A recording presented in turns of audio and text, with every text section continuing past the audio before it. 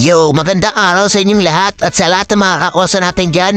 So for today's video, magluluto tayo ng ginataang labong with sardinas. Kaya ito, bumili muna tayo dito sa palengke ng labong na gagamitin natin mga kosa. Napakasimple lang din magluto nito mga kosa, basic na basic lang din to. Sigurado ako na kayang-kaya nyo rin niya mga kosa. Kaya tara, i-fast forward na natin para mapagluto na tayo. Game na! So eto nga, simulan na natin mga kosa. Hiwain muna natin itong mga balabong. Palitin muna natin para hindi mahirap hiwa-hiwain. Or chop-chopin. Ayan, putol-putulin lang natin sa ganyan mga kosa.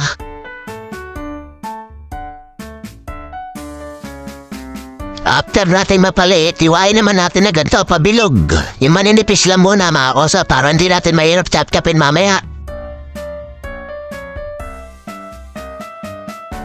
After naman nun, ganito naman yung gawin natin. Gayatin natin na manipis na pahaba mga kosa. Tapos iset aside muna natin yung mga na-chop-chop na natin. After natin magayat lahat ng labong mga kosa, ito, hugasan muna natin para mawala yung mga dakta-dakta niya. Hugasan lang natin maigi, lamas-lamasin lang natin mga kosa. After natin mahugasan, pakulo na natin para lumambot mga kosa. Ay, isalang na natin sa kalan. Ilang minuto lang natin pakukuloy niya pagka alam natin medyo malambot na, hamuin na natin. Habang hinihintay natin lumambot, maghiwa-hiwa muna tayo ng sili at ng mga bawang. Nagagamitin natin sa ginataang labong. After natin ma-chop-chop lahat, iset aside muna natin lahat para dambot na lang tayo ng dambot mamaya pag nagluto. Mga ilang minuto lang ito, malambot na yung labong kaya salahin na natin sa strainer. Magpainit na rin pala tayo ng kawali para masimulan na natin. Pag mainit na yung kawali, maglagay na tayo ng mantika mga kosa tapos igisa na natin yung mga bawang sibuyas luya. Habang ginigisa natin yung mga bawang sibuyas luya, buksan na natin yung sardinas na ilalagay natin mga kosa. Bali dun sa dalawang labong na nabili namin, 3 sardinas yung ilalagay namin mga kosa. Kahit anong brand na sardinas pwede mga kosa. After natin mailagay sardinas, haluhaluin lang natin. Tapos kung ilang lata sardinas yung nilagay mo, ganun din yung ilalagay mo tubig. Lagyan mo lang ng tubig yung lata na sardinas na ginamit mo mga kosa. Maglagay na rin tayo dito ng mga pampalasa, yung mga seasoning para magic sarap. Lagyan na rin pala natin ng paminta mga kosa.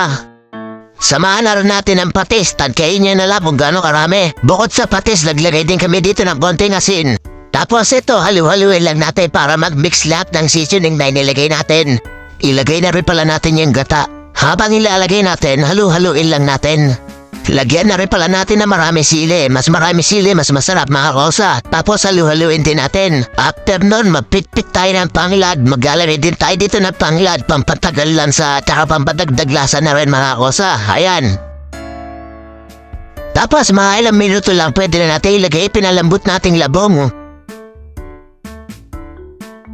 After natin mailagay lahat ng labong, halu-haluin lang natin mga kosa para kumalat na yung lasa. Pwede rin pala tayo maglagay dito ng pansit bato pero optional lang to, nasa sa inyo na yun kung gusto nyo maglagay. Maghiwa na rin pala tayo ng mga kalamansi, lalagay natin doon sa ginataang labong. Tapos ito nga, pigayin na natin dito yung mga kalamansing hiniwa natin dito sa may ginataang labong. After nun, ilagay na rin pala natin itong pansit bato, galing pa sa Pinas itong pansit bato na to eh.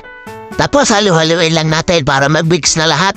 Maglagay din tayo ng konting toyo, pampadagdag lasa. Lagyan din pala natin ng konting tubig kasi sumisip-sip ng tubig yung pansit bato eh. Malapit-lapit na rin maluto to mga kosa, mga ilang minuto na lang. At ito na nga, mga ilang minuto lang naluto na mga kosa. Pwede na to, ready to fight na to. Pwede na natin ilatag sa lamesa. Ito na yung finished product na naluto natin ginataang labong mga kosa. Tara na, game na. Eto na, tara, kain tayo mga kosa. Simulan natin ang digman.